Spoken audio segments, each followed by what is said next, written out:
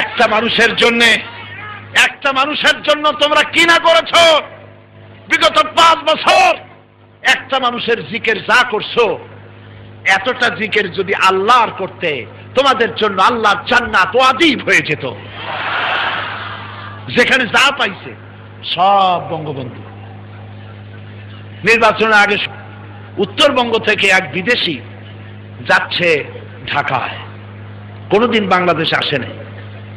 যমুনা সেতুর কাছে গিয়ে বলছে, তোমাদের দেশে এত বড় ব্রিজ, গরিব দেশ এটা। কয় আছে তো, বিরাট ব্রিজ আমাদের। এটার নাম কি? এটার নাম বঙ্গবন্ধু ব্রিজ। আচ্ছা, ঢাকা শহরে প্রবেশ করে গুলিস্তানের মোড়ে বিরাট বিরাট বিল্ডিং দেখে অবাক হয়ে গেছে। এই জায়গার নাম কি? এই জায়গার নাম বঙ্গবন্ধু এভিনিউ। পিছনে ফ্লাড লাইট জ্বলতেছে রাতের আধারে, এত লাইট জ্বলে। এই জায়গার নাম কি? এটার নাম বঙ্গবন্ধু স্টেডিয়াম। আচ্ছা, রাতের বেলায় ওখানে হয় কি? এখানে বঙ্গবন্ধু গোল্ড কাপ টুর্নামেন্ট হচ্ছে।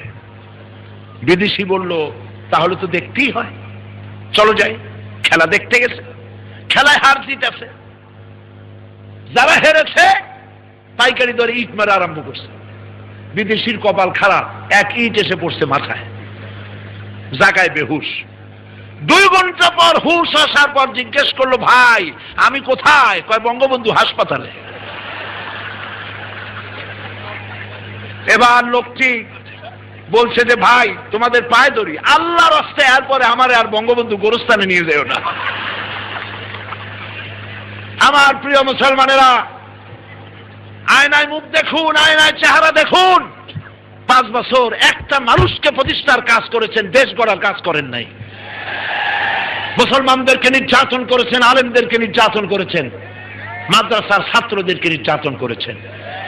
আপনারা তওবা পড়ুন, আলেমদেরকে ভালোবাসতে শিখুন, মোহব্বত করুন মানুষকে, ভারতের পা চাটা বাদ দেন।